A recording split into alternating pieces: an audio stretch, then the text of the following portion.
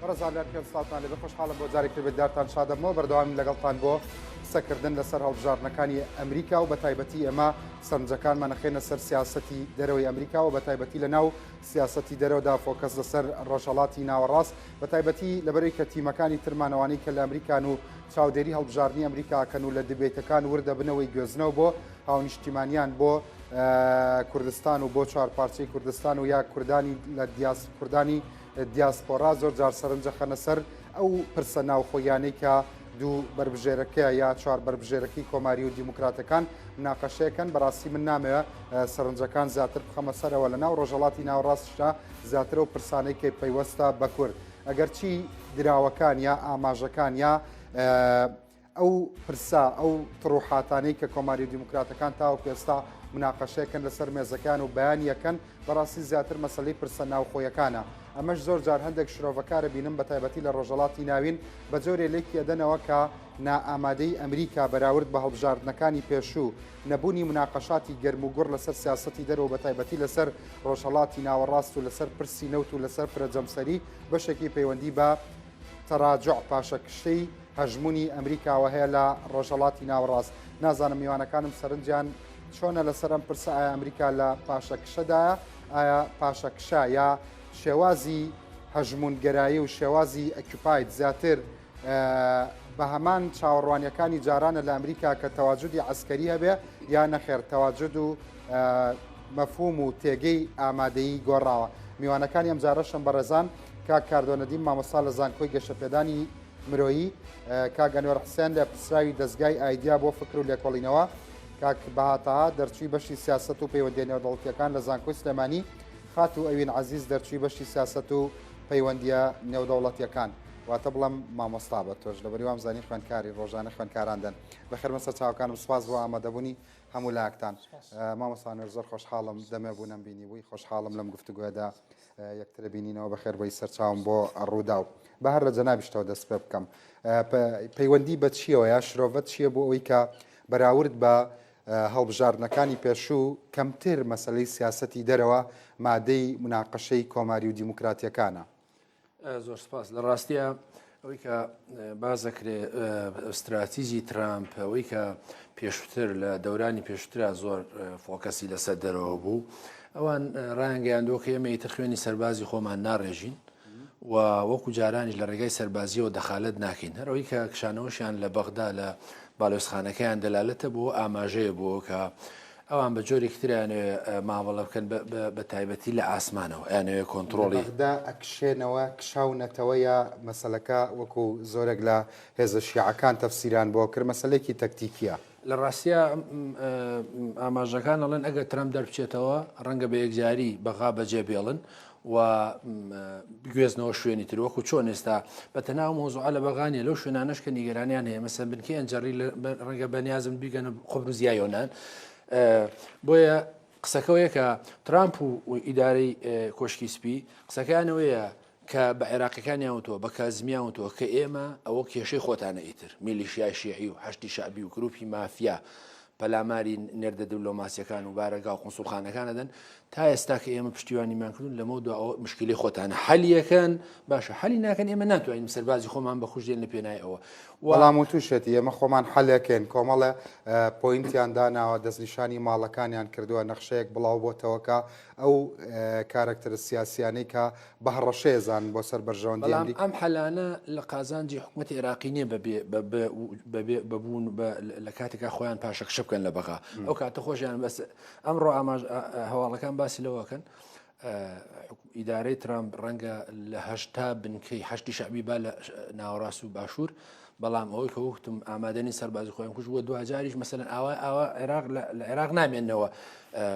ئیدارەی عێراقیان بۆ بدەن و مەسەرەن فشارەکانی ئێران کەمکەنەوە و لە هەمان کاتە دەیان ملیارد دلار سەرفکەن و پارێزگاری لە حکوومەتەکەی کازمیش بکەن خۆگەر حکوومەتی ئەمریکانە بێ کازمی ڕێگە نەتوانە دوومان لە بەغا بمێنێتەوە بەڵام مامەسانۆر ئەگەر پێ وایە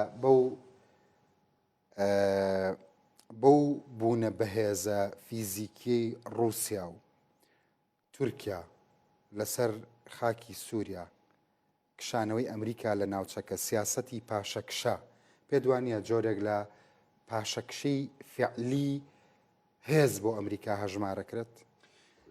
کاغز لە ڕووداوەکانی بەهاری عەربی لە 2011 ئەمریکا دەخالەتی جدی نەبوو تەنانەت لە ناو تونس و لیبیا بۆ فەڕەنسای بەجێهێش و بەمان شێوە سووریاشی بۆ مۆسکۆ بەجێهێش و لە کاتی گرفتەکانیشە ئەوەی نەشاردەوە کە ئەویان بە پۆتین وت کە ئێمە سووریا بۆ تۆ بەجێهێڵین هەلیکە لەگەڵ داعش و تا ئێستاش مەسەلەن سووریا لەسەر مۆسکۆ حسابە و ئەو منتقەیەش کە لایەن ئەمریکا و پارێزگاری لەکرێت لە بیرە نەوتەکان خۆشیان نایانشاردەوە ئێمە پارێزگاری لەو نەوتاکەین بەڵام قسەکەەوەیە کە ئەو نەشی نەمابوو لە ڕۆژاوا بکشێنەوە کاگەیان مەسەلەن ئەوەی کە جەنابیش لە سەرەتای بەرنامەکەوتت ئەمریکا تووشی پاشەکشە بووە گرفتی زۆری هەیە لە خۆرهڵاتی ناوەڕات یعنی هەر مەسەلەن لە سۆماڵەوە لە ساری 1992 لەسەر دەستی گروپی فەرا عیدیت پاشەکشەی کردو لە سۆماڵ بە دەیان سەربازی کوژراوە دوایەوە لە 1996 لەگەڵ تالیبان و ئەڵقاعیدە لە ئەفغانستان پاشەکشی کردو ئێستا سەر ڕای هەموو ئەو بارودۆخانە خەریکی دانووسانە لەگەڵ ئەمریکا پێ وایە بۆ زل و زەبەلاحی پێویستی بۆ چۆڕەنەوتە هەبێت کە لە ڕۆژاوای کوردستان هەیە کە بەڕاستی ئەگەر هەلو مەرجەکە لە ڕووی ئابووری و ئامنیش بێ یعنی ڕەنگە هەر شتێکی ئەو تۆ نەبێ کە بتوانێت ئاوەدانی وێرانکاریەکانی ڕۆژاواشی پێ بکات بەشێکی لە ڕاستیە پێویستی بە هەموو ئەو نەوتانە هەیە کە تو باس کردجاوە بە چۆڕەیە بە حسابێکە دووهەمیش ئەوەیە کە مەسەلەن کاگەن ڕێ لەو هیلالیشی بگرێت بەسمەوە یا پۆینتێکە بە ناوی ئەمەوە خەریکی شتی ترە بێگومان لە هەموو دنیاە وڵاتی یەکگرتوەکانی ئەمریکا بە ناوی بازرگانی و خەریکی شترە بە ناوی دیبلۆماسی و خەریکی شترە بە ناوی هێزەوە خەریکی شترە خۆ مەسەلەن هێزێکی گەورەی ئەمریکا کە لە ئەڵمانیایە بە ناوی چی و بە ناوی ئەو هێزەوەیە کە هەژمونی هەیە لە ئەوروپا و لە ئەوروپای خۆرهڵات ویستم کاک ئەوە بڵێ مەسەلەن لە هەموو ئەو شوێنەی کە لە خۆراوی کوردستان پارێزگاری لە نەوت دەکا یەکێک لە مەسەلەکانی تریش ئیسرائیل لە نەوداوچە ئیسرائیلی زۆر بۆ مهمە کە سنوورە و لە هەمان کاتشایە و هیلالە شیعەی کە لە تارانەوە تێپەڕێ بە کرماشانایەتە دیالە و ئەپەڕێتەوە بۆ سنجال و ڕۆژاوا لەژێ دەستی پێدە و هێزە کوردەکان ئەو لانی هەم ئەو هیلالە شیعەش تێک بشکێنێ ئەو ئێران ئەو دەست ئاوەڵایی نەبێ بۆیە ئەمانەی زۆر کردو بەڵام تا ئێستا بەڕێی من لانی کەم لەو تێشکانی ئەو هیلالی شیعەی کۆماری ئیسلامی ئێران سەرکەوتو نەبووە بۆیە یەکێ لە خۆکارەکانەوەی کە نەویستۆ ڕۆژ ئاو ئەو شوێنە نەوتیانە بەجێبێڵە بەڵام خۆشی تەحسیل حاصلە سەرکەوتو نەبووە دواتر وەڵام بەرەوە دەستبەردارە بێ یا نەخێر هێشتا شەڕە یەکلاکەرەوەکە لە ئایندەدایە بۆ دوای هەڵبژاردن خات و ئەوێن بەڕاستی من دەمێ بوو کاگەنۆرم نبینی بوو لە بیرم چۆوە لەبەرەوە پیشەی بوونم نەپارێز عادەتەن بە خانمان دەست پێکەم داوای لەبورد نەکەم لەبەرەوە حەزەکەم بە یەکەوە ئەرگۆمنتەکەی ئەو بخێنە بەردەم پرسیار مادەمەوە غەدری لە تۆ کرد با من و تۆ غەدری لە بکەین باشە ئایا تۆ لەگەڵ ئەوە کۆکی کە فعلەن ئەمریکا لە پاشەکشەدا یا هەموو ئەم مەسەلانی کە ئەم باسی کرد زیاتر تەکتیکە زیاتر لە کۆمەڵە ئاکتەوە ناتوانرێ تحلیلی وردەکاری سیاسەتی ئەمریکا بکرێ بە تایبەت سیاسەتی دەرەوەی لە ڕۆژهەڵاتی ناوەڕاست. طبعا سەرەتا سپاسی جەنابت و کەناڵەکەتانەکەم بۆ بە هەند وەرگرتنی ڕای قوتابیان لە ئێستا حاڵەتێکی دەگمەنە چونکە بۆ بابەتی پرسیارەکەش ینی ئاشکرایە کە سیاسەتی خارجی لەم بەشێک نیە لەم حملی انتخاباتی ئەمجارە ئەوە ڕوونە. لەبەرەوەی کە هەم ترامپ لەم ماوەی ئەم 4 ساڵایە تەجروبەیەک بوو بۆ خەڵک بیبینن کە تەجروبە بکەن کە سیاسەتی خارجی لەگەڵ ترامپ لەژێ ئیداری ترامپ چۆنە بێ و بایدنیش تقریبا درێژە پێدەری سیاسەتی خارجی ئۆبامایە هەمان ئەو ئیتفاقیانی کە ئۆباما کردوێتی لەو بڕواایان دووبارە یەنەوە بازارەکە ئەگەر بێت و بایدن ببێتەوە بە سەرۆک بڵین ببێ بە سەرۆکی ئەمریکا ئەمجارە بەڵام بەڕێزیان باسیەوەی کرد کە ئەگەریەوە هەیە ئەگەر ترامپ دەربچێت ئەمجارە بە تەواوەتی لێ بەغا بکشێتەوە بە تەواوەتی لەگەڵ ئەویانیم لەبەرەوەی کە هەتا ئێستا ئەمریکا تەنانەت لە سووریاش بە تەواوەتی نەکشاوەتەوانێت دوای ئەم هەموو کێشە و هەموو مەشاکیلی دو هەموو قەراری کەیان چەند کاتی خۆی ئۆباماش بۆ ئەفغانستان هەمان ئەم دەستەواژانەی بەکاری هێنا بۆ ئێستهلاکی ناوخۆی خۆیان و بۆ خستوکەدانی دەنگدەرانی ئەمریکا ئێمە سەربازەکانمان ناین بە کوشت و بەڵام بە کردار وانە بوو نیە تازە بە تازە دیسان ئەوەتانە ئەمیشەڵە لە ئەفغانستان بە تەواو یەکشینەوە لەوانەشە ترامپ بتوان ینی وەکو استراتیژیەک ئەو وەکو کارتێکی فشار بەکاربێنێ کە لە چەند تویتێکە لە دوای سێ شەو بیکات و بڵێ کە ئەکشینەوە لە بەغا بەڵام وەکو کردار چکە ترامپ هەرچەنە بیوە بازنەی قەراردان بچوو کاتەوە لە ئەمریکا بۆ خۆی و چەند کەسێکی دیاریکرا و دەوروبەری خۆیە هێشتا بڕیاردن لە ئەمریکا ئەگرێتەوە بۆ وەزارەتی خارجی ئەوان پێدا چاوپێخشانەوەی پیاکەن ئەنجا ئەچێتەوە بێمە بڕیار بەکردار دەستەکان خۆش بێ با بچمە لای کاک بەهاش گوێت لە بۆچوونی ئەوان بگرێت وای تۆ ژوار کۆمنتەکانی ئەوان خەرەبە بەردەم پرسیار کاک باتاوەکو دەرچووی بەشی سیاست و پەیوەندیان نێودەوڵەتەکان پێدوانیە بەراورد بە ئەمریکای جاران قسەکانی کاگەنۆر فعلەن لە جێگەی خۆیدایەتی کوا هەژمونی ئەمریکا جاران سوپەر پاورێک و بەڕاستی هەر شتێک ئەویست بۆی ئەچووە سەر هەرچی ئەویست ئەیکرد ئێستا لە ئەنجومەنی ئاسایش ئەڵێی لە ناتۆ ئەڵێی لە هەتا تا ئەو ڕادەی لە ئاستە ئابوووریەکەدا ئێستا زۆر کەسکەشی کاریە کایکێک لە ناوە دیارە عەرەبەکان کە تەڵال ئەبوو غەزال لێ باسی ئەوە کاکە دنیا بە شێوەیەکی دوانەیی بەڕێواچێ و ئێستا نەک بە تەنیا دوو جەم سەرباز لە فرە جەمسەریش ئەکرێ ئەمریکا ئەمە یەکسان نییە بە پاشەکشە بۆ ئەمریکا بەڵێ زۆر سپاسی بەرنامەکەتانەکەم جارێ سپاس بەخێر بمانەکانی شەکەم سیاسەتی ئەمریکا لە ئێستادا زۆربەی شیکەرەکان پێڵەن نیۆ ئایسۆلانیشن ینی سیاسەتی حالی ترامپ لە پاشەکشیایە سیاسەتەکانی کابینەکانی پێشوو زیاتر پیانوت لیبرال ئینتەرناشنالیزم کە ئەمەش بە ترامپ لە پاشەکشەدایە ئەمریکا ترامپ حالیان لە پاشەکشەی سیاسەتی ترامپ لە ڕووی دەرەوەی ئەمریکا یەکسانە بە پاشەکشەی ئەمریکا پاشەکشەی سیاسی مەقسەد پاشەکشەی هێزەکانە پاشەکشەی هێزەکان ئەگەر لەوانەیە لە ڕووی ئەو دەوڵەتانێ کە ترامپ ئێستا ئەگەر دیسان و انتخابات بکرێت و بێتەوە سەر حکوم ئەتوانێت لە ڕێگای تورکیاوە مەسەڵەن چونکە تەحالوفی هەیە لە ناتۆ پێکەوەن و لە باکووری سووریا شابینیمان کە لە 2009 لە ئۆکتۆبەرە گڵۆپی سەوزی بۆڵ کرد و ئەو خۆی پاشەکشەی کرد بۆ بیرەنەوتیەکان بەڵام ئێستا شتێکی زۆر گرنگ کە لێرەدا جێگەی باسکردنە ئەوەیە ئەگەر بایدن دەرچێت چی ڕوئەیە بایدن دوو اتفاقی زۆر گرنگ هەیە اتفاقی یەکەم اتفاقی پاریسە بۆ ژینگە ئەو اتفاقیە ترامپ لێ پاشەکشەی کرد بە بۆچوونی من ئەگەر بایدن بێتە سەر حکوم دیسانەوە چێتەوە ناو اتفاقیەکە اتفاقی دووەم اتفاقی نەوەوی ئێرانە کە لە سەردەمی ئۆباما کرا بەڵام ترامپ دیسان و عینەشت پاشەکشەی لەگەڵ پاشەکشەی لێ کرد بە بۆچوونی من دیسان و بایدن ئەکەوێتە ڕێکەوتن لەگەڵ ئێرانە و بەڵگەیەوەش چییە لە کاتی هجوومکردنە سەر قاسم سولەیمانیە لە کانونی دووەمی ئەم ساڵە دژی ئەو هێرشە بوو بایدن بۆ سەر قاسم سولەیمانی و حتا بەڵام شتێکی زۆر زۆر گرنگیش لێرە شەڕی عێراقە کە بۆتە باسێک لە دیبیتەکانە شەڕی عێراق چەند جار ترامپ بوتێتی من دژی بوو مەڵامەوە کاتێک کە شەڕی عێراق کرا بایدن لەگەڵیا بوو و بەپێی سەفیری ئەمریکی لە 2002 بۆ 2012 وتێتی نزیکەی 4 جار بایدن هاتوۆتە عێراق بایدن عێراقی زۆر لا گرنگە بەوەش بۆمان دەرەکەوێت کە هەر لە ساڵانی پێشووە حتا وەکو سێناتۆر هاتە هەولێر و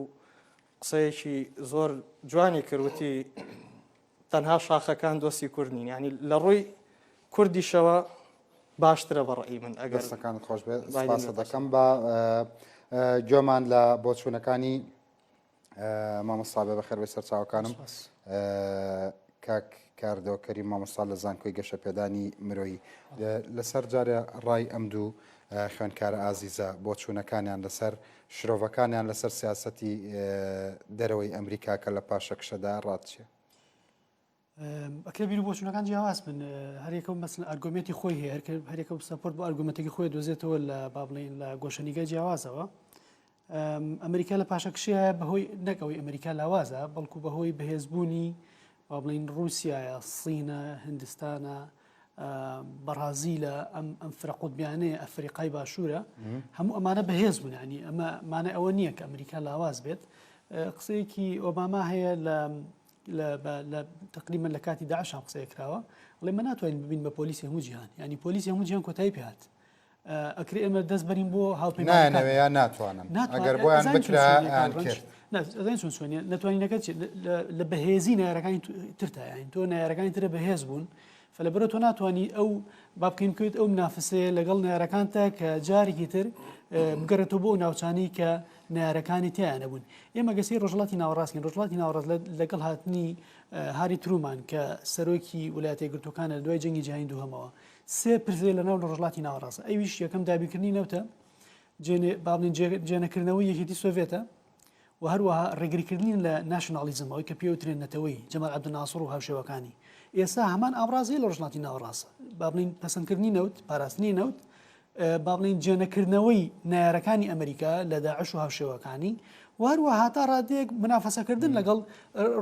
رووسیا و سین بەڵام ئەم جارە نەگە لەسەر ئەساسی جێنەکردنەوەی ئەوان ئەگەر ئەو پۆلیسەش نییە بەڵام هەز ناکەی نەک هەست ناکەی یعنی نایبینی هێشتا ئیدعای ئەو پۆلیس بوونە دەکا هێشتا هەڕەشە دەکا لە ئێران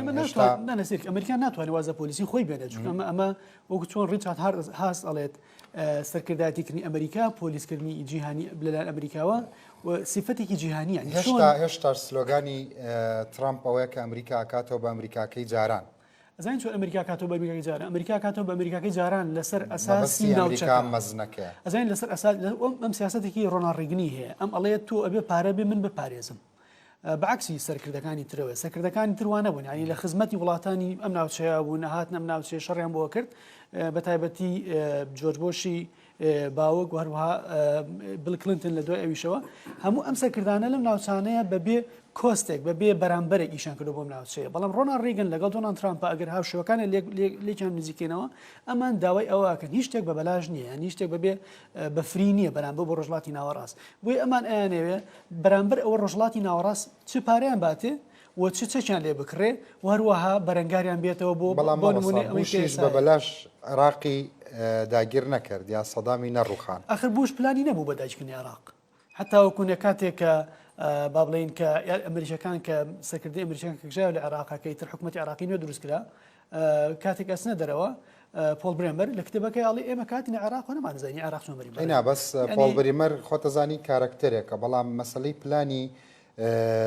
لە ناوبردننی ڕژێمی سەدام حسێن بۆ خۆتەزانی لە سەردەمی بوشی باوکەوە دەستی پێکردەوە هەنگاو بە هەنگاو بوو ئێمە ئەمان لە ناو سینناریۆکەدا بووین هەمووی ئەبینین ڕاستە بەڵام ڕەتفعل بووە بەرنامە نەبووە ئەنی ئێمە کە لە ئەفغانستانمان بینی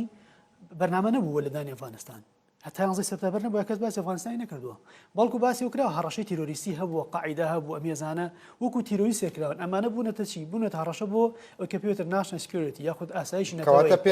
پێ دوایە ئەگەر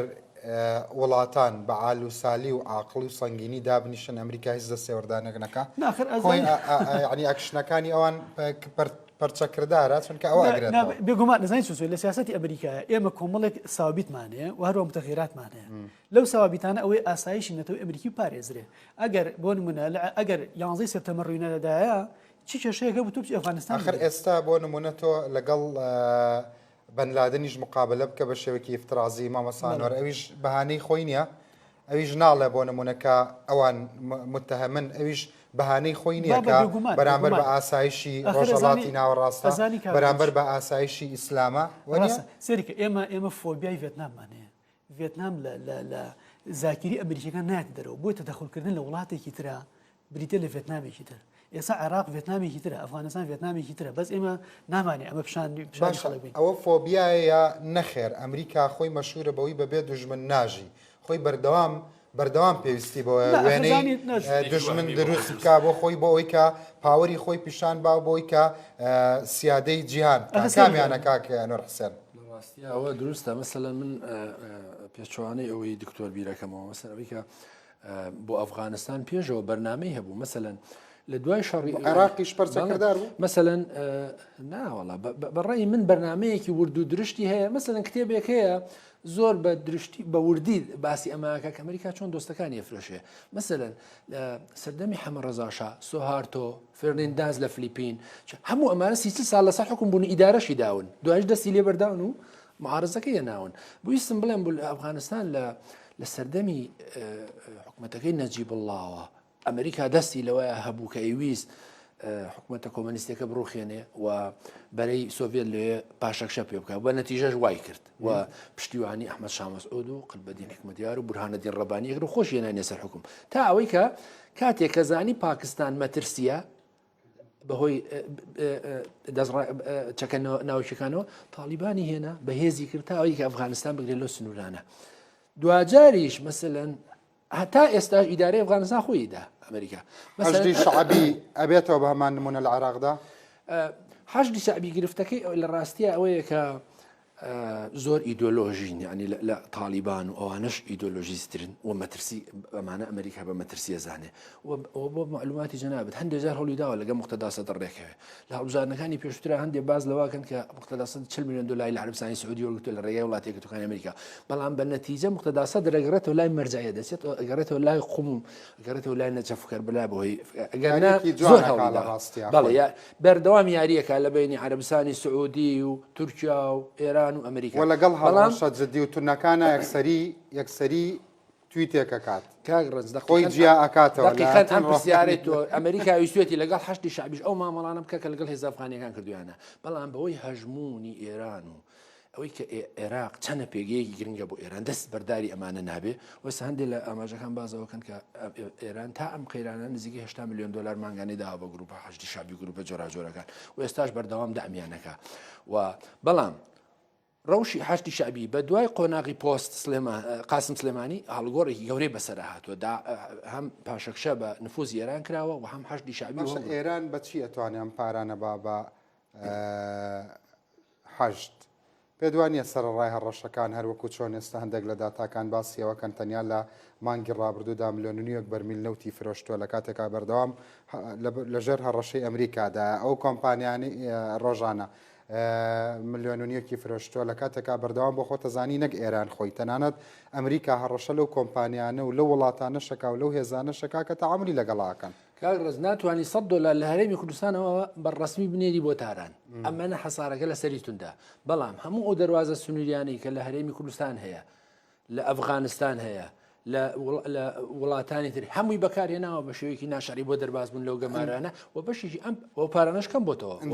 کەم بۆتەوە کە ئەیدا بەو گروپانە لێرە بە حیزب الله بە گروپەکانی ئەفغانستان بە گروپەکانی بەبێ پارە بۆیە کەنیاوەلا ئەکە بەرز گەورەترە لە پارە و گروپانی حەشتی شعبی ئەوەی کەوتم ئیدۆلۆژیا ڕۆڵی هەیە بەڵام بەبێ پارەوان ناتوانن دەرەقەتی ئەو منافسە گەورانیان بێن کە لە ساحەکەیان بەردەوام عقیدەکە پارەکەش دەمەزەردی عقیدەکە زۆر باشە بەڵام بەڕاستی ئەمیز پرسیارێک بکەم لە مامەسا کاردۆ ئەو پۆلیسەی کە باست کرد چواندنی ئەمریکا بە پۆلیسێکی جیهانی باشە لە غیابی ئەم پۆلیسەیە ئەمریکا و تورکیا چیان بەسەردە خۆتەزانی ئەم پۆلیسە هەیە ئێران واکە و تورکیا واکە بەرامبەر بە کورد و لە حەو سەنگەر شەڕێتی لە غیابی ئەم پۆلیسە ئەم هەژمونیان ئەمێنێت یا دڕترە بن زانین چۆن چۆنیە کاک ڕەنج کە ماڵین ئەمریکا با بڵین ئەگەر وا تەفسیرکە لاواز بووە کۆمەڵێک بەهای لیبرالیزم هەیە ئەو بەها لیبرالیانە ئەمریکا بۆتە پۆلیس بۆ بەهایانە ئەی پارێزە لە هەموو جارە چ دیموکراسی بێت چ مافی مرۆڤ بێ چ مافی منداڵان بێت چ مافی خوێندن ئیل ئاخیر ینی کۆمەڵێک بەهای لیبرالیزم هەیە لە هەموو جیانە بڵاو بۆتە بەهایکی گلۆباڵی هەمومان ئەو بەهانەمان ئەوێت و ئەمانە وڵاتانی خۆمانە با بڵین بە شێوازی کەلتوری خۆمان لەگەڵیا بژین بۆیە ئێستا ئێمە ئەم وڵاتانی ترکە هەن هاوشێوی خۆی ئەدۆزێتەوە کە پاڵپشتی ئەو بەهانە ئاکا لە ناوچەکەیە پشگیری وا بڵین استراتیژی ئەمریکاکە لە ناوچەکەیە ئێمە لە جەنگی عێراق ئەمریکایە بۆ وەڵامدانی پرسیارەکەی بەڕێزە لە جەنگی با بڵین عێراق ئێراندا لە سەرەتا هەشتاکاندا ئەمریکا وازح نەبوو لە بەردەمیە ئایا پشتی خۆمینی بگرێ یا پشتی تەڕەفی ملا بگرێ سەدام حوسێن بگرێت چونکە هەردوو لایەن دژی ئەمریکان لە یەک کاتە بەڵام بە درێژایی جەنگەکە ئەوە ڕوون بەوە کە ئەبێ تەڕەفی یەکیان بگرێ ئەو بوو تەڕەفی سەدام حوسێن هەڵبژاردوو بەرامبەر بە ئێرانیەکان ئێساش کە ئەمریکا کە با بڵین پاڵپشتی تورکی ئەگرێ بەرامبەر بە ئێرانیەکان ئەوەیە لە نەیاری ئێرانیەکانە با بڵین ئەوەیە کە ئێرانیەکان سیاسەتێکی وایان هەیە لە ڕۆژهەڵاتی ناوەڕاستە کە دژی بەرژەوەندی ئەمریکا لە ڕۆژهەڵاتی ناوەڕاستە ئەمە کێشەی سەرەکی ئەمریکایە بۆ ئێران کێشەی سەرەکی ئەمریکا نییە بۆ ئێران ئایا ئێرانیەکان چه سیستەمێکی سیاسیان هەیە لە ناو وڵاتی خۆیانە ئێمە ئەکرێ وەکو بەهاکە پۆلیسێک ببین لە جیهانە کە باسی دیموکراسی بکەین بەڵام ناکرێت تۆ تەدەخل بکەین لە هەموو جیهانە بۆ گۆڕینی سیستەمی سیاسی لە هەموو جیهانە بۆ ئێمە بەستەکەی من ئەوەیە هەر لە سەرەتاوە ینی دیار بووە مەسلەی ئەوەی کە ئەمریکا لەگەڵ سەدام حوسێن هەبێ ینی پێش جەنگە کە سەفارەتی ئەمریکا سوتا لە تاران بەڵێ. جگەلەوە بەڕاستی من ئەمێ شتێکی تر بڵێم ئایا ئەمریکا لە سیاسەتی دەرەوەی خۆیان ئەمە بۆ هەمووتان یعنی ئەم پرسیارە فڕێمە سەرمەزەکە بۆ چوونی هەمووتانم بۆ گرنگە ئایا ئەوەی ئێمەین لە ڕۆژهەڵاتی ناوەڕاست و بە تایبەتی لە کوردستان کە بەردەوام چاوەڕوانیەکانمان لە ئەمریکا زۆرە و زۆر ئایدیالیستیانە سەیری سیاسەتەکەی نەگەر نەش لەم ڕۆمانسیانە یان ئەمریکا بەپێی سەرۆکەکان لە ئەی تو زێت سیاسەتی ئەگۆڕێ یان نەخێر هێڵێکی درێژ بووە هەیە لە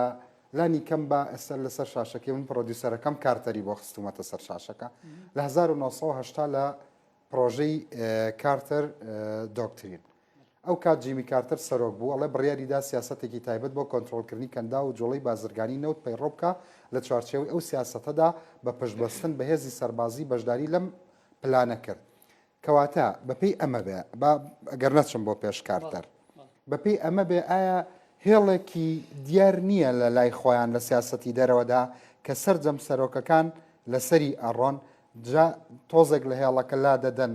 یا لا نادەن دواتر دێنەوە سەری بێگومان دوو مەدرسە هەیە مەدرسەیەکی ئایدیالیستیمان هەیە مەدرسێکی واقعیمان هەیە مەدرسێکمان هەیە کە قەنەعەتی وایە بە پێی بە بڵاوکردنەوەی دیموکراسی و بە بەها نەرمەکان ئێمە ئەتوانی بەرژەوەندی ئەمریکا پارێزین وەکو ئۆباما قەنەعەتی وا بوو کە بەڵام هەر لەسەر هێڵەکەیە ئەویان بڕای بە هارد پاوەر هەیە ئەمیان بڕای بە سۆفت پاوەر هەیە خۆش ئەو هێڵەیە ئێمە قەنەعەتمان وایە بە بڵاوکردنەوەی بەهای دیموکراسی لە جیهانە ئەتوانین بەهاکانی ئەمریکا پارێزین بەعکسی دۆناڵد ترامپ یاخود بەعکسی جۆرج دبلیو بوش کە قەنەعەتی وا بوو نەخێر پاراستنی بەهاکانی ئەمریکا یاخود پاراستنی بەرژەوەندی ئەمریکا لە ڕێگەی دیموکراسی و ناکرێت بەڵکو لە ڕێگەی هارد پاوەر و ئەو کە پێی ئەوترێ دارمانی دەسەڵاتی سیاسی یاخود گۆڕینی ئەو کە پێ چنج ڕژێم یاخود گۆڕینی سیستەمی سیاسی لە وڵاتێکە ئەمە یەک ئێمە لە مەدرسەی کەواتە ئەگەر بە جۆرە لە جۆرەکان بۆ نمونە ئێستا کە بایدن ڕخنە لە ترەمپ دەگرێت بۆیە پرسیارەکەمان ڕستەی مامۆستانە حسێنەکەم لە بەروی کاتێکە ئەو قسەیە کرد وتە بەڵێ وایە هەمووتان کۆکن لەسەرەوەی کە هێڵێکی دیار هەیە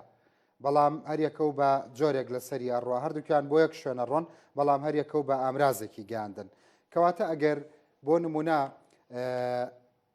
بایدنیش لە جێی ترەمپ بووە بەشێکی ئەو هەنگاوانەی دەنا کە ترەمپ ناوێتی لە سیاسەتی دەرەوەدا لە ڕاستیە خۆی لە کەمپینی هەڵبژانی پێشوو مەسەلەن ترامپ زۆر قسەی کرد مەسەلەن وتی ئێمە سنوورەکانمە بەتەواتی لەگەڵ مەکسیکدا خەین و خەرجی و دیوارەژە خەینە ئەستۆیەوە کە چوو بۆ مەکسیک ئەو بابەتە هیچ مۆزۆ نەبوو وتی ئێمە لە ڕێکخراوی بازرگانی جیهانی یەکشینەوە بەڵام ئەوەشی نەکرد مەسەلەن وتی من لە ناتۆی مەدەرەوە هەڵەوەشەوە چونکە هەموو خەرجیەکانی مەیدەین کەچی مەسەلەن هێشتا عزوویەکی چالاکە مەبەستمە زۆربەی ئەوانەی وتی نەیکرد تاکە یەک شتێک کە بەردەوام ترەمپیش و جۆن بایدن و خەڵکی تریش کە دێن و ئەڕۆن لەسەریا چەند خاڵێکی گرنگە یەکیشیان داکۆچیکردن لە ئازادی و دیموکراسیە لە ئەمریکا و لە دەرەوەی بۆیان گرنگە بارچی جۆرێک جات و تەفسیری بۆکەی دووهەم ئیسرائیل منطقەیەکی حساس گرنگ و دۆستی هەمیشەیان لە خۆرڵاتی ناوەڕاست هەموو هەوڵێگەدەن کە مەسەلەن دۆستەکەیان پارێزراو بێ پشگیری لێ بکەن ڕێکەوتن نامە مۆرەکەن لەگەڵ ئەوەی کە پێشتر لەسەر شاشەکە لەگەڵ بەحرێن و لەگەڵ ئیمارات و تەنانەت لەگەڵ سودانیش خەریکی ئەو ڕێکەوتنن بۆی لەگەڵ ئیسرائیل ڕێکەوە هەو ئەمە هەوڵێکی کەواتە ئەمە ئەگەر بایدن بێ یا ترەمپ بێ سین بێ ساد بێ مخەتەتێک هەیە لەسەری دەڕۆن بەڵێ ئەو خاڵانەی کە خاڵی استراتیژین مەسەلەن گەورەترە لە باوەری سەرۆکیش لانگێزە شخصیەکانی سەرۆکیش بەڵێ لەبەرەوەی ئەجەندایەکەیە لەسەر مێزی خۆشکی سپی وەختێک کە ترەمپ بەجێ لە جۆن بایدنە لەسەری ئەڕوا ئەمە مەسەلەن من لە خزمەتی استراتیژی وڵاتی یەکگرتووەکانی ئەمریکایەکە ئەمە بۆ ئێرانیش ڕاستە یەکێکانەڵێ بۆ ڕێکەوتنی پێنج کۆیەکە ڕۆمێتیکان باڕای من تەوزی ئەدوارە مەسەلەن هەردووشیان ئەوان کازان ئێران مەترسیە لەسەر بەرژەوەندیەکانیان ئێران دامی گروپهای تیرۆریستی جۆراوجۆرەکان مەترسیە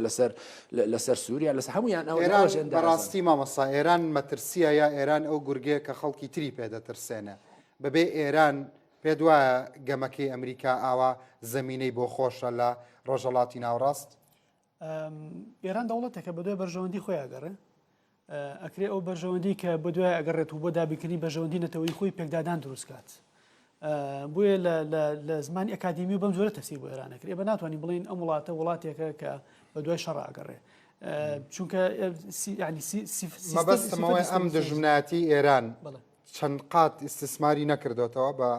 واتە ئابوووریەکەی بێگومانی سیسماری کردوەوە بۆ نمونە خلیج ینی ساڵانە ئەبێ چەک بکرێت لە کاتێکە جەنگی نییە خلیج ئەو چەند ساڵە نەکەوتوتە جەنگە و ناشکەوتە جەنگەوە ینی ئەمە بەڵگێ لەسەرچی لەسەر ئەوەی کە بەڵێ ئێران وەکو بار ئابوووریەکە قورسە بۆ ئەم وڵاتانە و ئەمریکاش پێویستی پێیەتی بەڵام ئەوەی کە ئێمە تێڕوانیمان هەیە بۆ ئێران بەرامبەر بە ئەمریکا ئەوەیە کە ما بڵین بەرژەوەندی نەتەوەی ئێران لە هەندێک شوێنە پێکدادانەدا لەگەڵ ئەمریکیەکانە چ لە عێراق بێت چ لە لوبنان بێت چ لە سووریا بێت یەمەن یاخود وڵاتانی کەندا کوشتنی قاسم سلێمانی ئەگەر وابێ زیانی بە ئێران نەگەیان بۆ نمونە مەبەستمەوەیە بەردەوام پاوەرێک بۆ پیشانی نارەکانی ئێرانیە بەمە پاوەری ئێرانی کە لاواز کرد پێ دوانە وڵاتانی خەلیج تۆزێ لەوانەیە وەکو جاران سەدان ملیار نەبەخشن نازان بۆ ئەوەیە بەڵام تەسەورەکەم کوشتنی قاسم سلێمانی و ئێستاکردی کاریزما بوو ئەوەندەی حەجی شعبی پەکیکە ئەوەندە ئێران پەکی ناکەوێت چونکە سەرکردە ئەوان مەدرسەیەکیان هەیە بۆ دروستکردنی سەرکردە ئێمە باسی دەوڵەتەکەین دەوڵەتێک کە مێژووی هەیە مێژووی فارسیمانە ئێمە لەگەڵ مێژووی فارسیە ئەوان لەگەڵ دروستکردنی سەرکردیان بەڵام ئەسکەریان دوای قاسم سلێمانی پاشەکشەی ئێران نابینن ئێوە لە سووریا و لە عێراق بە کۆمنتێ لەسەر ئەو پرسی پێشوو بم کە لەسەر سیاسەتی خارجی بەڵێ لەو بابەتە منیش لەگەڵ ئەچمەڕیزی ئەو مامۆستانەوە لە بۆی پێم وایە کە ناوەڕۆک و ناوەڕێکی با بڵین سیاسەتی خارجی ئەمریکا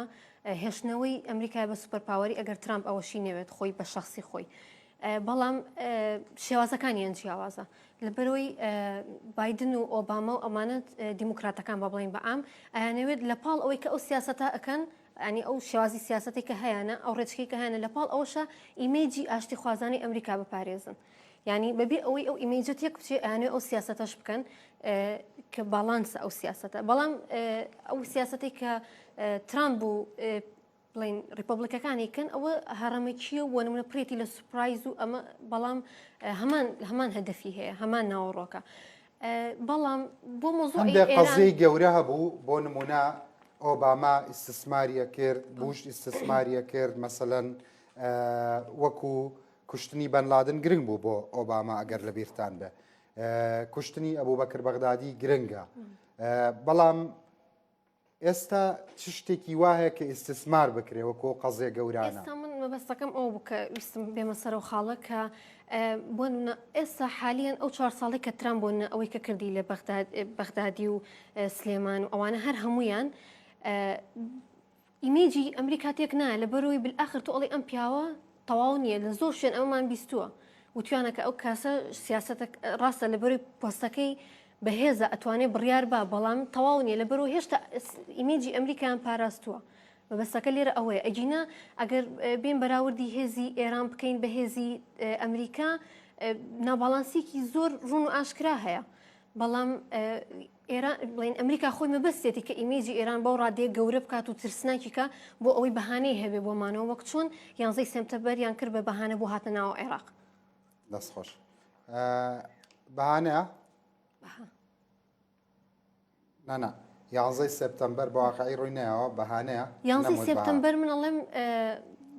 بڵین سیناریۆیە ئەوە هەر من نایڵم ئەوە لە زۆربەی بەرنمەکانە لە زۆربەی دیکۆمنتەریەکانە لێکدانەوەی بۆ کراوە ئەو بە تەواتی یەکلا کراوەتەوە کە 11 سپتەمبەر تا ڕادێکی سیناریۆ بووە بەڵام هێشتا بەو ڕەهایەیەک لای نەکراوە بۆ چوونێکە بە تایبەت ئەوان ئەو لۆجیکی کە زۆر بڕای بە تەئامل هەیە لە سیاسەتی نێودەوڵەتیە پیلانگەڕی بەڵام ئەگەر ئێمە لە شەڕی ساردیشە هەمان ئەو تاکتیکانەمان بینیوە آخر ئەمریکا کردوێتی لە ڤێتنام لە نەیڤیەکان لەوانە هەمووی لە شەڕی ساردە بینیومانە کە خۆی هێرشی کردۆتە سەر نەیڤیەکان بۆ ئەوی بالآخر بەهانەی هەبێت کە هێرش بکات ئەوە لە شەڕی ساردا هەبوو ئەوە تاکتیکێکی دووبارەیە لەبەرەوە ئەگەر بەڵام ئێستا لەبەرەوەی کە دیموکراسیت زۆر گەشەی کردووە تەکنۆلۆژیا زۆر پێشکەوتووە ئێستا وڵاتان نەتوانن چاودێری ئاسمانی یەکتر بکەن ئێستا مخابراتی وڵاتان بە ئاسانی خەرقی سنووری یەکترەکەن بەڕاستی هەروە زوو ینی هەروە بە ئاسانی ژێربەڕە نانرێ ئەم کەتنە گەورانەوە نیە لەگەڵتان بەڵام ئەو سیناریۆ چۆن دروست کراوە تۆکو دەرچێتی بەشی سیاست گرنگە بۆ من بۆ چوونەت هەتاوەکو ئێستاش تۆڵی یەکلا نەکراوەتەوە لە بۆی دەیم ئەگەرێک هەیە نیشانێکی پرسیارێک ئەمە سیناریۆ نەبێت بۆچی لە بەروی زۆر بەوردیدا ڕێژراوە زۆر بەوردی لێکدانەوەی بۆ کراوە شتەکە زۆر گەورەیە ینی ئەوەنە گەورەیە کە ناتوانانی تەنانەت بە هەزارەها لێکدانەوە بە هەزارەها ئەوانەی کە ئەڵی بە فڕۆکەکان نەڕوخان یا هەر کردەکە بەگشتی هەموو کردەکە بەگشتی باشە بۆ نمونە تۆک و ئەکادیمیەک ئەگەر ئەمە بکەی بە گۆشەیەک بە ئەنگڵێک بۆ توێژینەوەیەکت کە حقیقەتی ئەم پرسە بخەیتە ڕوو لە چه زاویەکەەوە دەستی بۆ بێ لە زاوی گرنگترین خاڵ لە زاوی ئەو سەربازانی کە لە عێراق گەڕاونەتەوە دوای هجوومەکە دوای کە هاتنە ناو عێراقوانێ سیانزەی سپتەمبەریان کرد بە بەهانە هاتە ناو عێراقۆ کە گەڕانەوە ئەو سەربازانە مقابلیان کراوە بەڵێ مقابلیان کراوە لە بڵین تەلەڤزیۆنەکانە پیشاندراون بۆ نە سەربازەکە دانیشتۆ کابرایەکی بەتەمەنە قسە ئەکا ئەڵێ ئێمە هەموو دەستخەڕۆ دراوین ئەڵێ هەموو ئەم شتانە هەمووی یعنی ئەنجا باسیەوەکە کە هەموو ئەو کەسانی لەگەڵی بۆ لە شەڕی عێراق مردوون ئەو هەموو سەربازی ئەمریکا مردوون بەڵام ئەمە ئەوە ئیسپات ناکا پێ دوانی ئەمە ئەرگۆمنتێکی بەڵام نەجارێک نەدوان نەسیان دانێک و دوان وسیان نییە ئەنجا ئەگەر بگەڕێنەوە بۆ ئەسبابەکانیش یعنی بەجددی هەموو شتەکە هەموو 11 سپتەمبەر هەموو کردەکە سببێکی زۆر مقنع بوو بۆ هاتنە ناوەی ئەمریکا بۆ عێراق مقنع بوو بە تەواوەتی باشە کورد ئەخۆی ئەوسامە بن لادن ئەڵێ من بووم ینی ئیتر کابرا کە خۆی بڵێ من بوو ئەڵێن ماوە خۆ هیچ شتی هەت سەلەسەند نییە لە سیاسەیە بەنادنیش ماوە هێشتا وا ئەڵێن کی ئەزانێ بۆ سەدامی شەمان گومانەدەیە نەوەڵڵا نەشکر دەستە خۆش بە سپاسە دەکەم بەڵام بەڕاستی ئەم جۆرە بۆچوونەی تۆ ئێستا لە دنیادا کەم نین لە بەرەوەی کە سیاست ئەوەندە کردەی ناخلاقی تێدا بۆ هەموو ئەڵسو کەوتێکی سیاست حتا لەسەر ئاستی کوردستانیش عنی هەندێک شتی ئەوەندە ناڕەوا ئەبینی بەڕاستی خەڵکێک هەیە گومانی لە هەموو کردەوەیکی سیاسیە لە سەرکردەکانی خۆشمان نەگلەوانی ئەمە هەر بۆ سیاستی دەرەوەنا بۆ سیاستی ناوەوەی ئەمریکا هەیە دەستە خۆش بێ کاکە بەها تۆ قسێکت هەیە لەسەر ئەوەی کە باسی ئەومان کرد مامۆستانۆر فەرمووی هەروە مامۆستا کاردۆ فەرمووی هێڵێکی گشتی هەیە بەڵام هەر یەکە و بە ڕێگای خۆی ئەڕوات بۆ پێکانی ئامانجێک کە بەرژەوەندی باڵای ئەمریکا تاوان کاکە ڕەنج لە باسەکانە باسی سینمان نەکرد لێرە شتێکی زۆر گرنگەوە مامۆستا کاردۆ باسی ئەوەی کرد بە کورتی زۆر بە کورتی باسکە ئێستا ڕێکۆتنامەیەکی گەورە هەیە لە بینی ئێران و سینا کە باسە کرد چۆن ئەو جوندیانە پاریان پێەیە سی نەتوانێت یارمەتی بە لەو ڕێەوە وەکو پرۆکسیەک هەم ڕێکەوتنی لەگەڵ عێراقیشە هەر بینیمان لەم پێشوانە لە کابینەکەی پێش کازمیا سەرۆگوەزیرانی عێراق چووە بێژینگ و بینیمان ڕێکۆتنامەیەکی لەگەڵ سینا کرد بۆیە لێرە بەڕێی من ئەم انتخاباتە ئەوەشێ لەم انتخاباتە بەڕێی من لە دوای شەڕی ساردەوە گرنگترین انتخاباتی ئەمریکا بۆ چونکە وردە سینیەتە ناو حەلبەکەوە سیستەمی جیهانی بەرەو بایپۆلاری ئەڕوا ئەگەر نەڕۆشت بێ لەم بەڵام بۆ وردە چین دەستی بەسەر لایە لە جیهاندا گرتووە وای لە ئەمریکا کردووە ئێستا بودجەی بۆ فەزاژدانا بۆ بۆشایی ئاسمانیشدانا لە بەرەوەی کە ئەو خەریکی کنە و پشکنینە لەسەر مانگیش لە بۆشایی ئاسمانیش هەندێک چالاکی هەیە کە ئەوترێت پێش ناساش کەوتووە بۆچی وردە چین کاکە ڕەنج وردە چین هاتووە مەسەلەن تایوان کە ئێستا ڕێک جەزیرەیەکە کە ئێستا لە یوێن دانیشی پیان نادرێت زۆر کەم وڵات دانی پیاە ئێستاش سین ئەتوانێت بڕاهێرش کاتە سەر تایوان ناتوانێت اتفاقی لەگەڵ ئەمریکا یابان کۆرەی باشوور حتا ڤێتنام لە دەریای چینی باشوورەوە لەم ڕا پێڵە سیاسەتی کۆنتەی من لە کاتی سۆڤێتی شامە کرا ئێستا بتەوە نەتەوێ ئەمریکا کە بەس خۆی ئەو ئابووری کە بۆ جێشەکەی سەرفیەکە نزیکە بە هەموو ئەو ئابووری کە زیان بەس کێشەی نێوان ئەمریکا و چین بەشێکی تایوانە ینی دەمێکە ئەوە هەیە بەڵام مامەسانەر بۆم گرنگە بزانم ینی بەمانای فاڵگرتنەوە نا بەڵام پێ دوایە لەم 20 ڕۆژەی ماوە بۆ هەڵبژاردن مفاجات ڕۆیە بە تایبەت پەیوەست بە ئێران پێ دوایە ئێران هودنەیەکەکە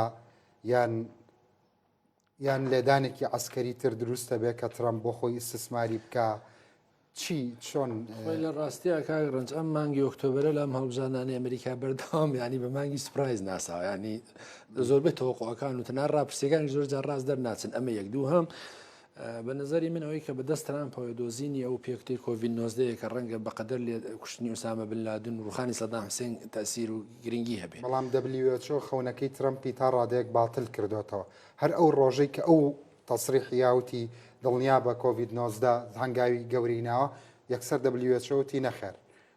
هیچ پێکوتێک لە ئارادا پەیوەندی بۆ سراوە هەیە کە ئەوان هەموو ئیمکاناتەدارایەکان لە WHO بڕیوە ئەمریکا مەماکان ئەگەر ئەوان ئێستا بۆ نمونە لەوانەیە خۆشمان تا ڕادەیە مەسەلەن ئەم پێکوتێ سیاسیەک ئەعلانی بکە لەوانەیە من و تۆش نێوەرین لە خۆمان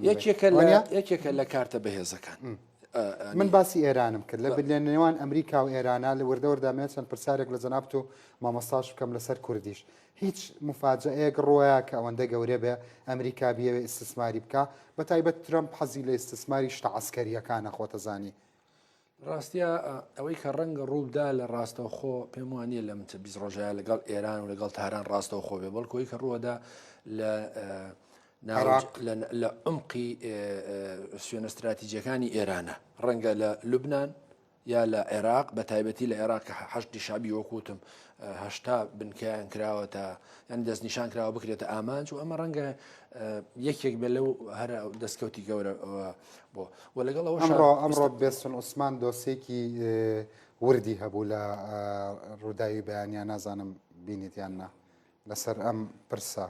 لە لایەکتریشەوە مەسەن لە چەند ڕۆژی ڕابردوو گەمارۆکان لە سەیران تون کراوەتەوە ئەمڕۆ دیسان نرخی تمەنی ئێرانی بە ڕادەیەکی زۆر لە چاو چەند ڕۆژی ڕابردوو دابەزیوە ئەمانە هەمووی ئاماژەن بۆی کە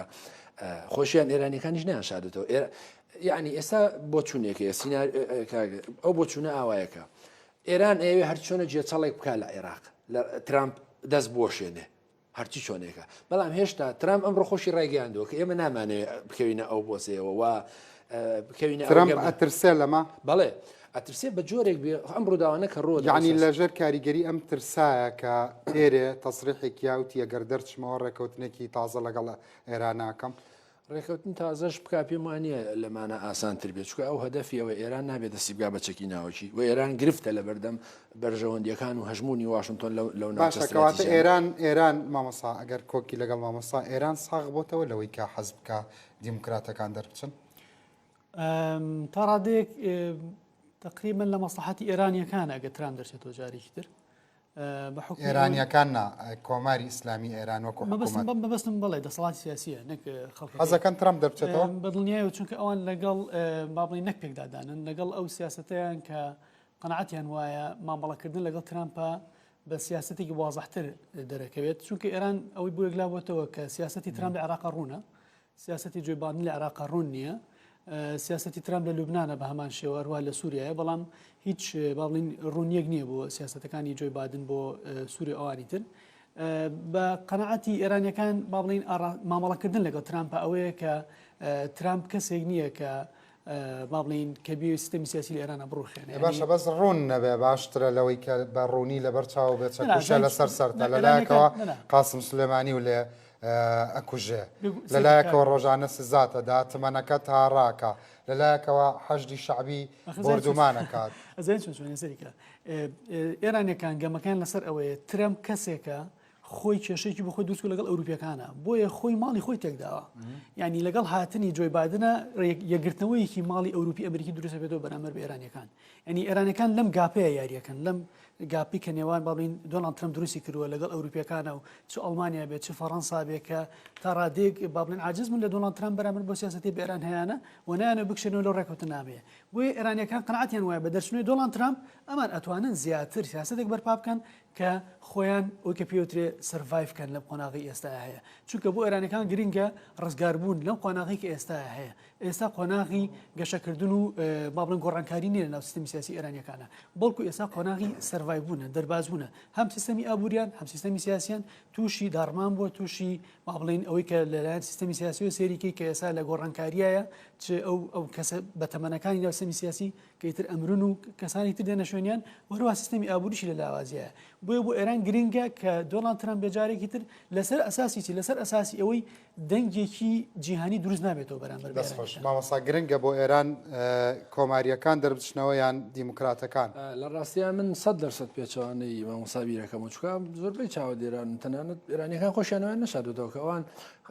زۆر خوازیارن لەسەرەوەی کە بایدن دەرچێ و ئەوان هەمیشە لەگەڵ دیموکراتەکان کێشەیەکیان نەگەشتۆتان حدێکی ئێستا مثل لە سەردەمی ترامپایەوە لە سەردەمی کۆماریەکانیان هەمیشە کەونە ژێر زەخت و فشار و گەماروی ئابووری و وەکەمکردنەوەی هەژمونیان لە خۆرڵاتی ناوەڕاست لەو منطقانەیە بۆی لە ئێستا ئەمریکا وەکوتم ئێران هەچی چۆنێکە هەوڵەدا بە جۆرە لە جۆرەکان ترامپ کێشکا بۆم کێشانە لەگەڵ حشتی شعبی بە قازانجی خۆی تەواو بێ و عاتفی دنیا ڕاکێشێ بەڵام ترەوە ئەم وەکوتم ئەم ڕێگەیاندۆکە ئێمە ئەو لێدانە ناخینێ دوای هەڵبژارنەکان کە ئەوەش ڕەنگ 100% بەڕێی من ینی هەروازان لە نانە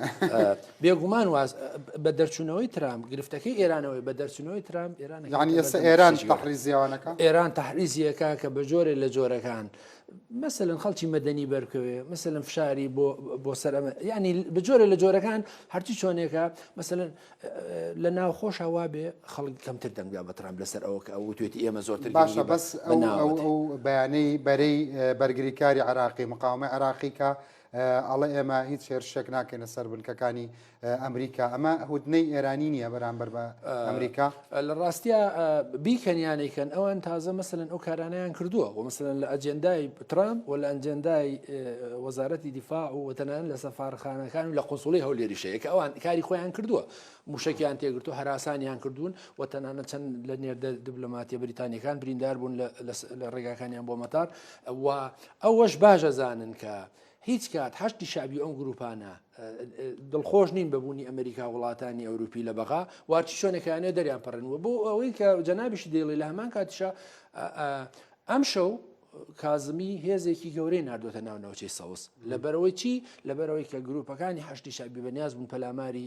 دام و دەستگا حکومیەکان و ئەو بنکە و نوێنەرایەتیانەی وڵاتان بدەن لێ بۆیە هێزێکی تەسەور نەکراوە کە ئەو هێزە گەورە ئەم شەو بچێتە ئەوێ بۆیە لە هەموو لەوەی هەفتەی پێش بەڵێ ئەوە ئەم شەو بێگومان ئەوە مثلەن ئەوەی کە هەر هودنەیە هەشتی شعبی بیکە لە ترسونی گەرانیە بۆ لە دووبارە بوونەوەی سیناریۆکانی وەکو کورد پێگەی کورد چی دەبێت لە سیاسەتی تازە ئەگەر ترامپ دەربچێتەوە ئەگەر بایدن دەربچێتەوە لە ڕۆژئاوا لە باشوور بە تایبەتی مامەڵەی کورد زۆر مامەڵی ترامپ لەگەڵ کووردا زۆر سیر بوو کورد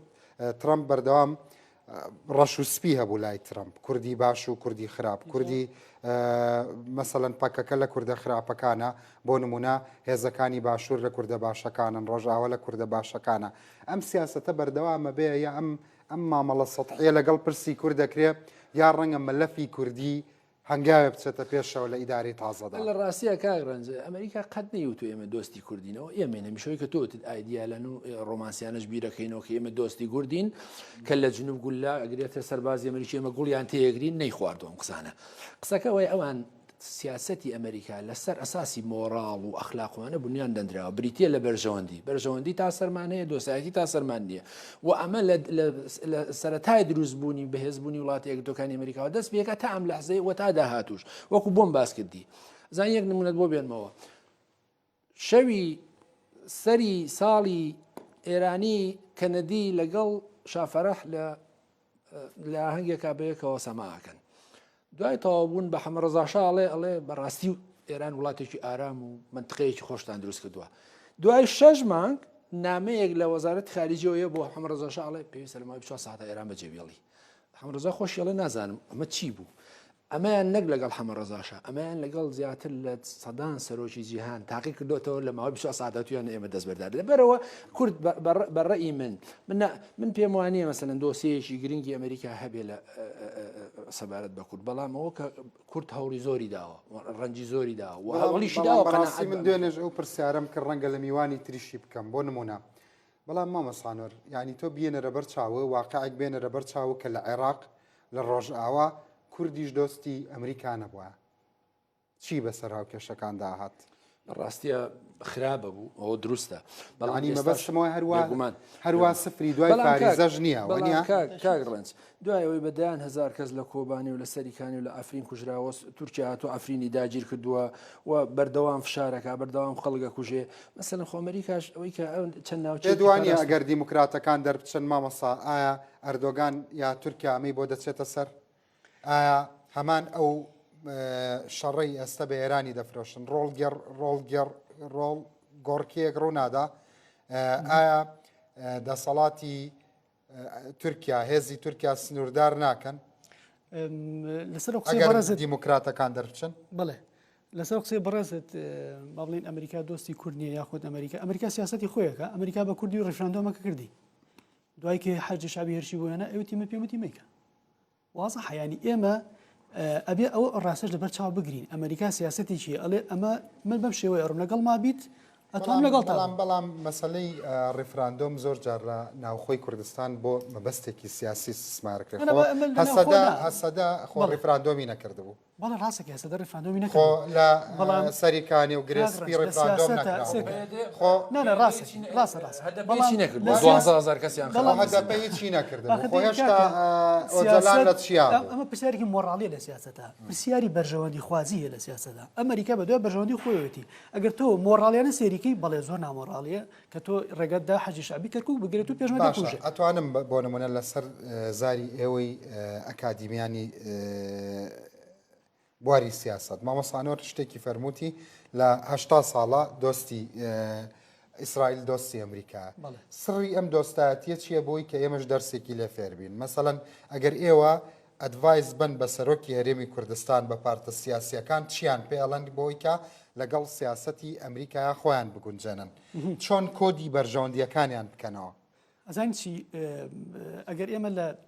بەدەر لە بەها ئاینیەکە بەدەر لە بەها کەلتوریەکە کە پەیوەندیەکی ئاینی کەلتوری هەیە لە بینی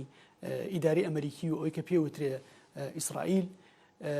بۆ ئەمریکەکان گرنگە کە ئێمە موسسە هەبێت لەگەڵ موسسە ئیش بکەین بۆ ئەمریکەکان گرنگە کە ئێمە با بڵین بەها دیموکراسیەکان هەبێت لە ئەو ناوچانی کە ئیشی تیاکرێت پاڵپشتی ئەو هێزانە ئەکرێ کە بەرەو دیموکراسی ئەڕۆن پاڵپشتی و هێزانە ئەکرێ کە سێکۆلارن بەڵام سێکۆلارێکن بە مانای دیموکراسی خواست نەک سێکۆلارێکن بە مانای ئەوەی کە پاوەخواز و خۆ سەپێنەر بن یعنی ئێمە لە هەرێمی کوردستانە ئەوەی کە پێوی ئەناڵێنین ئەگەر وەکو دەواازەیەک بۆ ئەمریکەکان بێ ئێمە ناکرێت هەر سەرباز ئازاکە بین ئەکرێ ئێمە بتوانین ڕێنمووی دیموکراسی ناوچەکە بکەین بەڵام بەداخەوە ئەمە لە هەرێمی کوردستانە گومە ئێمە وەکو ئەسەسەیەک نەمەتوانین بمێنین خۆ لە سەردەمی کیسنجەرە کوا ئەم مەفاهیمانە هەبوو سێکولار بین و دیموکرات خواز بین و لە چیا بوو ئێستا سیستەمی سیاسی گۆڕاوە لە سیستەمی سیاسی جیهانی ئێستا گۆڕاوە ئێستا تۆ ناتوانانی بەس بڵێ بمێنم ئێستا تۆ ئەبێت دەست پێش خەربی لە بەهاکانە ئەبێت تۆ بۆچی دۆستی تورکیا کە ڕۆژانە بۆ نمونە هەر ئینکاری وجودی کورد دەکرێت لەسەر خاکی بەهامان کاتە پەیوەندی بۆچی سەریکە کارگەنج بە هەمان کاتیشە پەیوەندی بەچی پەیوەندی بە بەهای ئەمریکەکانەوەی پەیوەندی بە بەرژەوەندی ئەمریکانەوەی کە بەرژەوەندی خۆیان لەگەڵ تورکەکانە بپارێزن خاڵێکی تر هەیە عەفو وەڵا ببرە کاکەنوەر خاڵێکی تر هەیە لەگەڵ ئەگەر ئەمریکا جارێکی تر بکەوێتەوە با بڵین کێشەی هەبێ لەگەڵ سینە لەسەر تایوان ینی ناکرێت تایوان کاتە قوربانی سین وەسین کاتە قوربانی تایوان ئەبێ باڵانس من لەگەڵ ئەوەی مامۆستا کاگڕنج تا ڕادەیەک موافقم مەسەلەن پرسی دیموکراسی بۆ ئەمریکا گرنگە و تا ئێساش دیایەکە و پشتیوانی لێکەم ئەوەی کە تۆتت ئەو خاڵانە چێکە ئێمە توانین وەکو ئیسرائیل مەسەلەن ئیسرائیلیەکان لە بیدایەتەوە لە کاتی هەرتزلەوە یەکگرتوو بوون وە شعارێکی یەکگرتوو دروشمیشی یەکگرتوو و خەباتێکی یەکگرتوویان نەبوو کە ئێمە مەمان نییە دووهەم ئەوەی کە بۆ ئیسرائیل ئێستا لە خۆرهڵاتی ناوەڕاستە دوو وڵات پرسی دیموکراسی زۆر گرنگەتیانە وە سەرکەوتون یەکیان ئیسرائیل ئەوی تریان تونسە بۆیە بە نەزەری من کورد ینی ئەوەی کە ئەمریکا ئەبێ بیکا بۆ کورد بەڕاستی گوناحی کورد نییە دەستەکانت خۆش بێ قسەکەی جەنابەت بەجێ بەداخەوە ئێستا پارەشێن بە کورد بۆی کە هێزی پێشمەرگەیەک بخاتە و ئاشتەوایی ماڵی خۆی دروست بکە پارەش تێنێ نایکەن ئیتر بۆچی چاوەڕوانی گەورەمان لە وڵاتانی دنیا هەبێ بەخێربن سەر چاوەکانم سپاس بۆ تێچێنەکانی ئەوەی بەڕێز و خۆشەویستیش کاک کاردۆ نەدیم مامۆستا کاردۆ مامۆستا نۆر حوسێن مامۆستا بەهاتەها هەروە خات و ئەوین عەزیز بەخێربن سەر چاوەکانم سپاس بۆ ئامادەبوونتان کاتێکی خۆشتا سبەی عەرەبینەرانی هێشە دوبارە بەخێر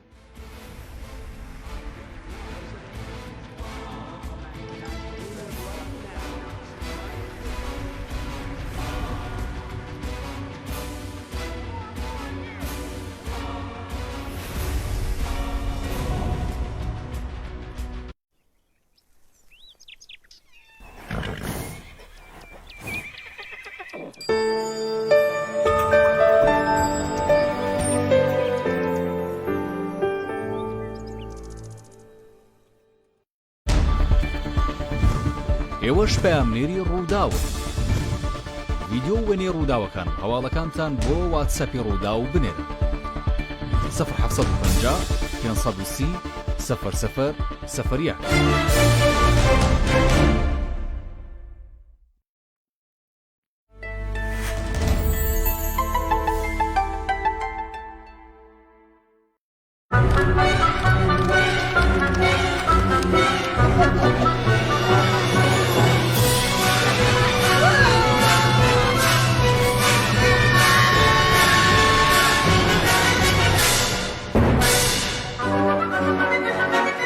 سایتی ئەڵتونسا بۆ پێکاتە ناوازی کە هەیەی هەمیشە لە کاتە دژوارەکاندا پاکردنەوەیەکی بێهاوتامان بۆ ئەنجام دەدا و جلوبەرگەکانمان بەردەوام بە بۆنخۆشیە هێڵێتەوە.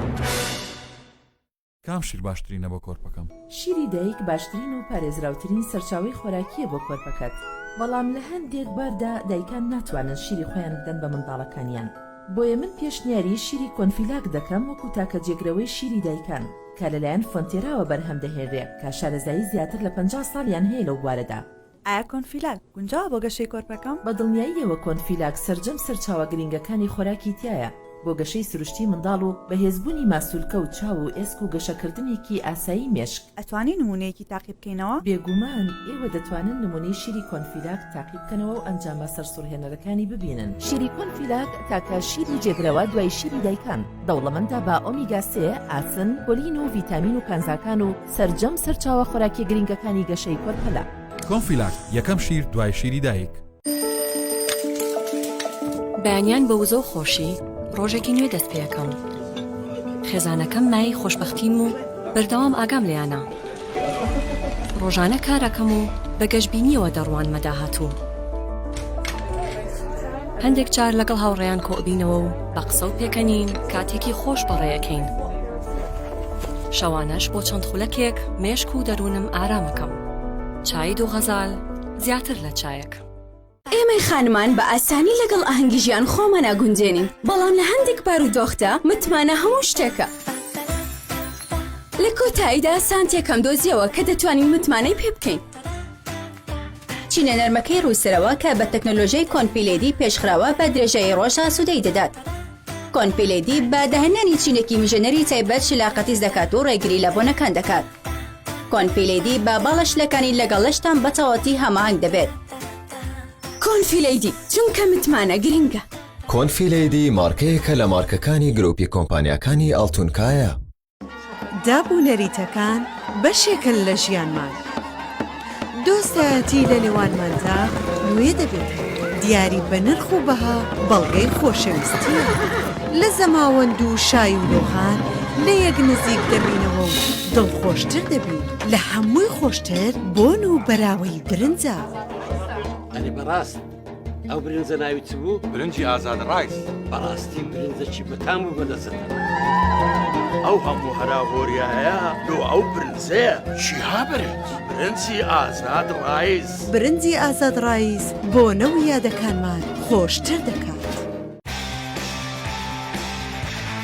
چێ دەزانێت ئامادەمون بەڕاوچێ دەدبات. مناڵەکەم هەست بە ئارامێکی زۆرەکە. مناڵەکەم نابێ هەست بە تەڕی بکە، تەنانەت ئەگەر خۆشی تڕ بکە بۆ چەند جارێک لە کاتێکا کە خەوتووە. دایبەکە نابێ زۆر قورس بێ، نابێ ئەو دیمەنەی هەبێ.